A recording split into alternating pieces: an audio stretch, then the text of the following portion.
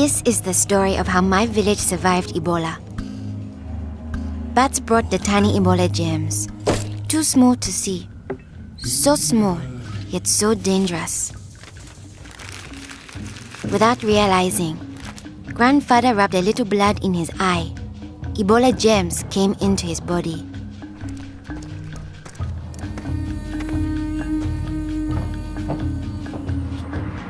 Days went by. Then Grandfather got a terrible fever and weakness. We thought it was malaria, but he was soon much worse. He had vomiting and diarrhea. His fever got even higher. I ran to get the nurse. But Grandfather had already died.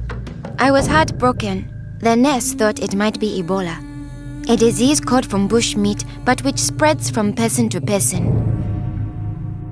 Others in our region had already died of this new disease.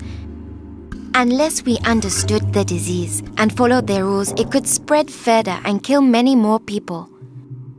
She explained that Ebola was in the body fluids of someone who was sick or had died of Ebola.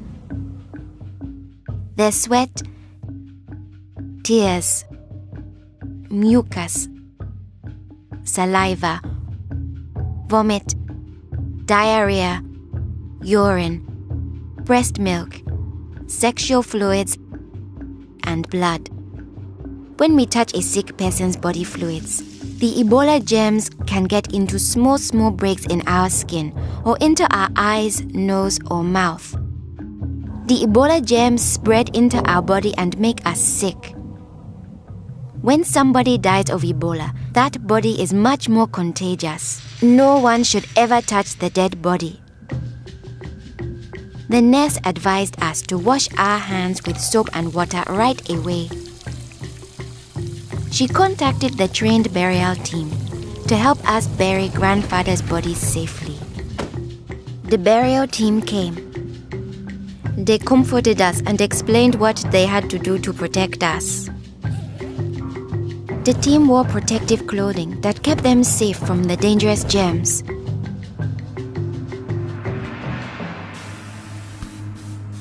They sprayed Grandfather's room and his body with chlorine to destroy the Ebola germs.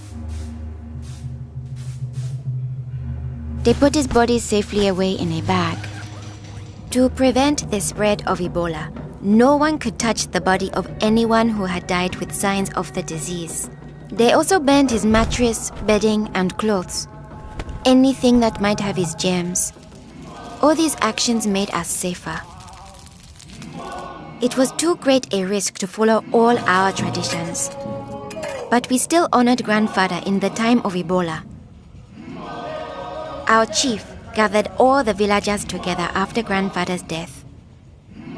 He explained that it's natural for us to fear Ebola, but if we trust in our health workers and follow their rules, we could stop the disease. The nurse explained to us, when a person has symptoms such as fever, don't touch them. Get them to the treatment center right away. They will have the best chance of surviving and they won't spread Ebola. She advised us to wash our hands with soap and water many times a day. The whole village agreed to follow these rules. Since we all had close contact with Grandfather, we were at risk of getting Ebola. We had to stay home. A health worker visited us every day to see whether we had fever or signs of sickness. We would show signs within 21 days if we had Ebola.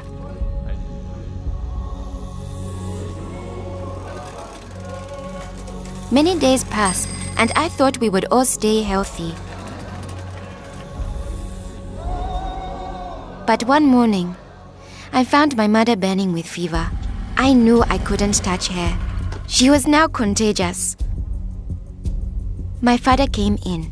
He told me he was taking my mother away to our uncle's house in the nearby village. He was afraid to take her to the treatment center, afraid he'd never see her again. I knew I had to stop them. I was young, but I stood up to both of them. I told them if this could be Ebola, she must go to the treatment center right away. We needed to trust in our health workers to save her, save ourselves, and save our village. I saw in their faces that they understood. Running away would only lead to more death and suffering. My mother tested positive for Ebola. They found her a bed. At first, the health workers looked scary, but I knew they wore the suits to protect themselves, and inside they were normal people like the nurse. They took good care of my mother. They gave her fluids, medicine and food, and helped her body stay strong to fight Ebola. I missed my mother very much, but I could still talk to her on the phone. Sadly, some people in my village didn't survive, but my mother got better day by day. Soon, we were able to see her from a safe distance. One day, the nurse announced that my mother would live. Now we were safe to hug and kiss her. It was a day to celebrate. Our village followed their rules. We trusted our health workers, brought us sick for care right away, called for the safe burial team when one of our people died, and we always wash our hands with soap and water.